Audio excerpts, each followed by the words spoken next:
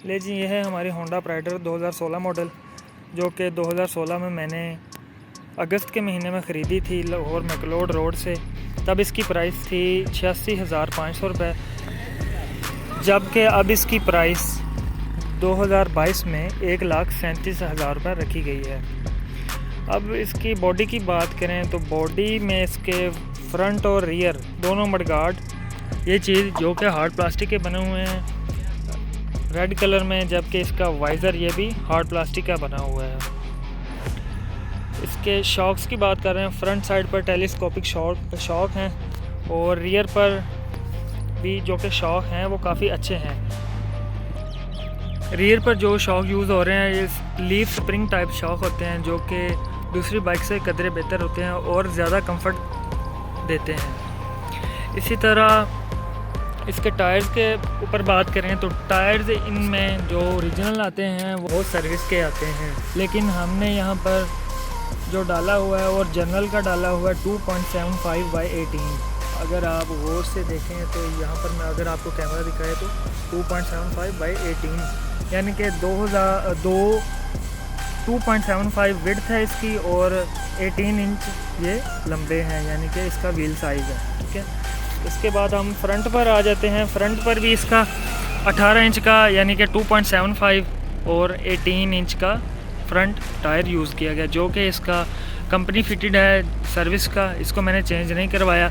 जबकि जो rear tyre है वो मैंने 2 दफ़ा चेंज करवाया है। मैंने बाइक तकरीबन आप देखें तो मैंने 42,000 से ज़्यादा चला ली है। अभी इसकी मैं आपको रिव्यू में फ्रंट जो लाइट है, फ्रंट लाइट में जनाब बहुत ही मैं कहता हूँ बिल्कुल घटिया किस्म की फ्रंट लाइट है, बिल्कुल नज़र नहीं आता। ये 70 से भी बदतर लाइट इसकी डाली हुई है, इसलिए मैंने इसके लाइट को बेहतर करने के लिए मैंने इसमें आफ्टर मार्केट 2 अलहदा से लाइट्स यूज़ की हैं, जो रात को मुझे बेहतर रोशनी फराहम करती हैं। इसकी अब एडवांटेज यानी इसके फ़ायदों में ये है कि होंडा प्राइडर जो फ़ायदे हैं होंडा प्राइडर के, उसमें सबसे ज़्यादा इसकी जो कंफर्टेबल चीज़ है वो इसकी सीट है। इसके अलावा आप थोड़ा सा लंबा सफ़र करें तो आपको ये मसला नहीं देती, यानी कि आपको कंफर्टेबल रहते हैं। आप 20, 25, 50 किलोमीटर आप इजीली कर सकते हैं बगैर थके। अभी जो सीट मैंने बाद में इसका कवर चेंज करवाया था, जो कि अभी तक वही है। तकरीबन 4 साल हो गए मैंने कवर चेंज नहीं करवाया, वही कवर चल रहा है। इसके अलावा जनाब मैंने साइड मिरर होंडा के इतने बुरी क्वालिटी के आते हैं जो बस एक दफ़ा लग जाएं तो टूट जाते हैं।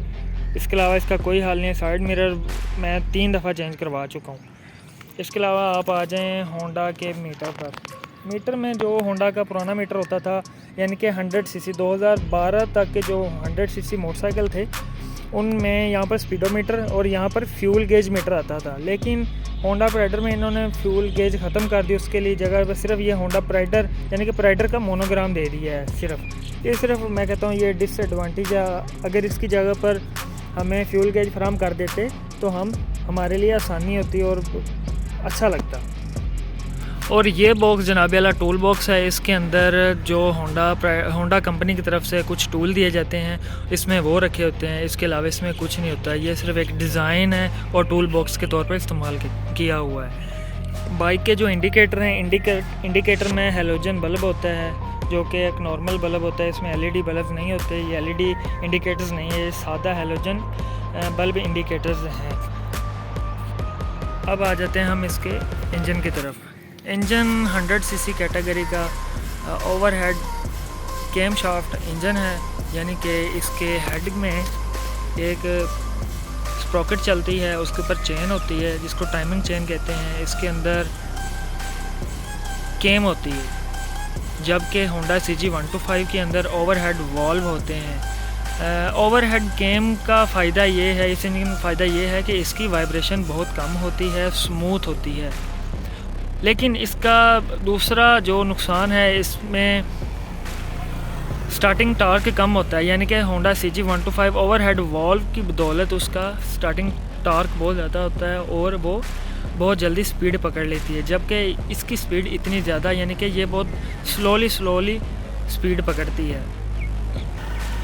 इंजन परफॉर्मेंस की बात करें तो इंजन परफॉर्मेंस इसकी CD70 से और जो चाइना की बाइक्स हैं 100 सीसी कैटेगरीज़ के अंदर इसका इंजन का परफॉर्मेंस बहुत बेहतर है, यानी कि इसका इंजन उससे बहुत अच्छा चलता है। फ्यूल एवरेज इसकी बहुत अच्छी है, वाइब्रेशंस बहुत कम है। वाइब्रेशन कम होने की वजह इसका ये फ्रेम है, इसको डबल क्रेडल इसका फ्रेम है, इसलिए इसकी वाइब्रेशन बहुत कम है। इसी वजह से इसकी स्टेबिलिटी CD70 और CG125 से बहुत बेहतर है। फ्यूल एवरेज की बात करें तो फ्यूल एवरेज इसकी तकरीबन 50 किलोमीटर पर लीटर, यानी कि 50 से 56, और मुझे तो 56 देती है, लेकिन मेरे दूसरे दोस्त हैं उनके पास भी होंडा प्राइडर है, वो कहते हैं कि उसकी बाइक 60 किलोमीटर पर लीटर तक देती है, जबकि मुझे मेरी बाइक 50, 56, 57 यहाँ तक देती है। बाकी इंजन की मरम्मत यानी कि मेंटेनेंस की बात करें तो मेंटेनेंस इसकी बहुत कम है, यानी कि इसका जो एयर फ़िल्टर होता है वो आपको पता है, इसका एयर फ़िल्टर ज़्यादा जल्दी चेंज नहीं करना पड़ता, तकरीबन 3 से 4 साल बाद अगर ख़राब हो जाए तो चेंज करना पड़ता है, अगर ख़राब ना हो तो वही फ़िल्टर इस्तेमाल किया जा सकता है, क्योंकि वो फोम का बना होता है और जल्दी ख़राब नहीं होता। बाकी इंजन ऑयल इसके अंदर 800 ml यानी कि 0.25 लीटर से कुछ ज़्यादा, यानी कि 800 ml इसके अंदर डलता है। मोटरसाइकिल में ज़्यादातर 2 किस्म के इंजन ऑयल इस्तेमाल होते हैं, 2040 और 2050। 2040 जो है जो एक कम विस्कोसिटी वाला ऑयल है, जबकि 2050 जिसकी विस्कोसिटी ज़्यादा होता है। अगर हम सादा लफ्ज़ों में बयान करें तो 2050 जो है कि मोटा ऑयल है, जबकि 2040 वो एक पतला ऑयल है। 2040 ज़्यादातर सर्दियों में इस्तेमाल किया जाता है, जबकि 2050 मोटा ऑयल होने की वजह से गर्मियों में इस्तेमाल किया जाता है। गर्मियों में इस्तेमाल करने का मकसद ये होता है, मोटरसाइकिल जो कि गर्मी की वजह से ऑयल फैलता है, यानी पतला हो जाता है गर्मी की वजह से, इसलिए मोटरसाइकिल के पुर्ज़ों को घिसाव से बचाया जाए, इसलिए गर्मियों में ज़्यादातर 2050 ऑयल ही इस्तेमाल किया जाता है, जबकि सर्दियों में 2040 इस्तेमाल किया जाता है, क्योंकि वो पतला होता है। जो इसमें खामियां, जो चीज़ें इसमें मिसिंग हैं, अभी इसकी प्राइस 1 लाख तकरीबन 40,000 में जा रही है, 1.5 लाख में पड़ रही है ये बाइक हमें। इसमें जो चीज़ें मिस हैं वो इसमें इसका सेल्फ़ स्टार्टर है, जो कि इंडिया में हीरो होंडा नाम से मोटरसाइकिल, वो भी बिल्कुल सेम यही चीज़ है, यही इंजन, लेकिन उसके अंदर सेल्फ़ स्टार्ट आता है। लेकिन पाकिस्तान में ऐसी कोई चीज़ नहीं इन्होंने मुतारफ़ की होंडा पाकिस्तान ने, इसलिए इसमें सबसे जो बड़ा मसला है आप कह लें या इसमें कमी है वो सेल्फ़ स्टार्टर की है। इसके बाद सेल्फ़ स्टार्टर के बाद इसमें जो कमी है वो है इसके फ्यूल गेज की सबसे बहुत बड़ी कमी है, जबकि इंडिया में आपको हर बाइक के अंदर फ्यूल गेज मिलेगी।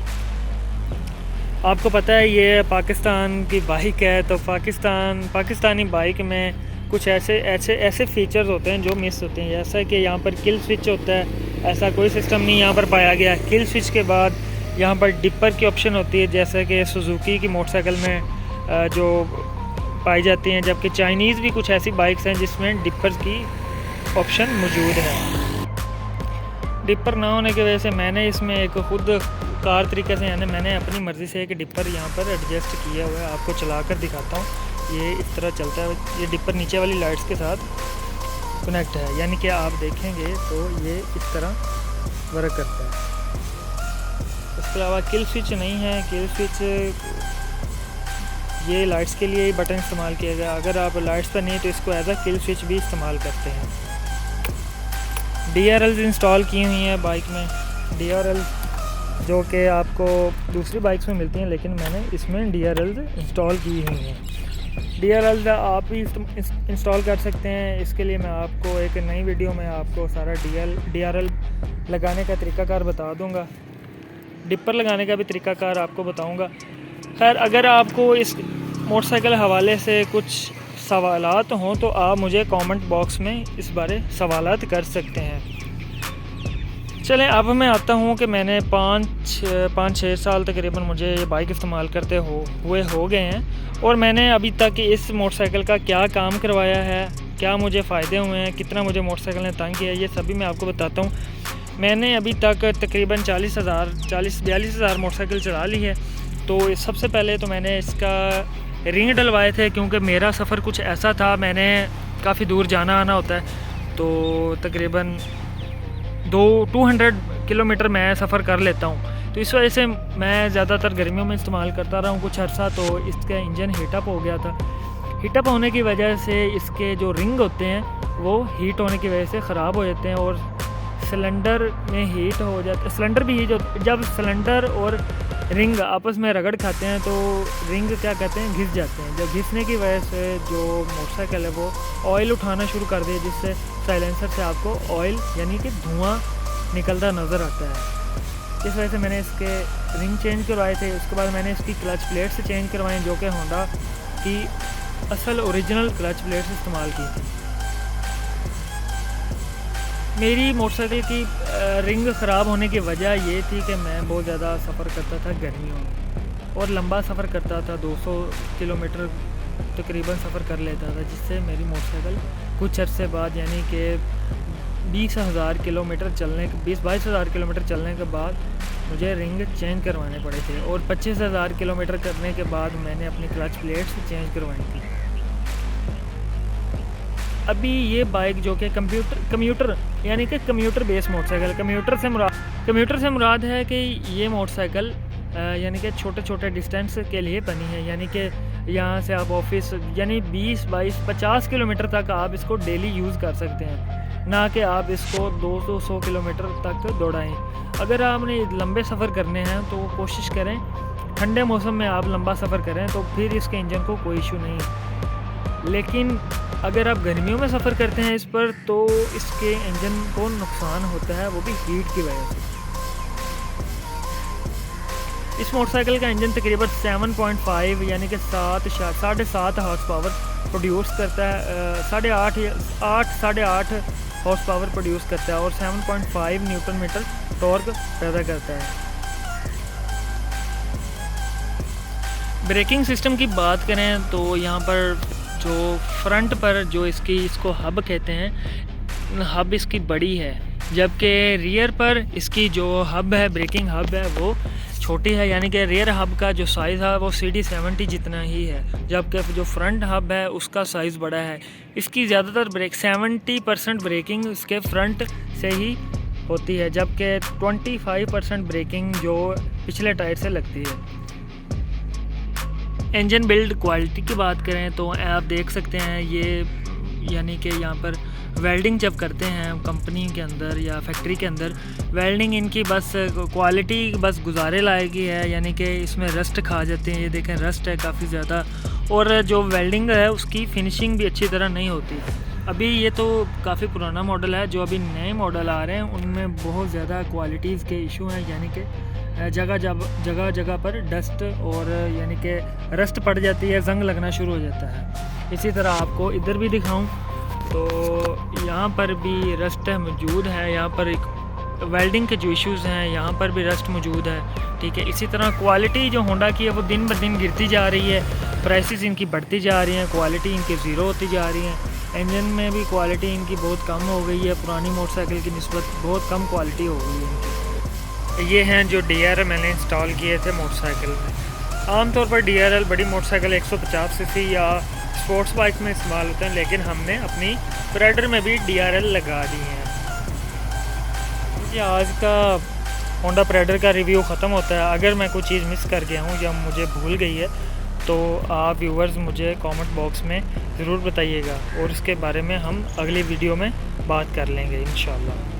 वीडियो पसंद आई है तो लाइक कीजिए, सब्सक्राइब कीजिए, साथ बेल आइकन को लाजमी प्रेस कीजिए ताकि आने वाली नई वीडियो का नोटिफिकेशन आपको पहुंच जाए। तब तक के लिए अपना ख्याल रखिएगा। अल्लाह हाफिज़।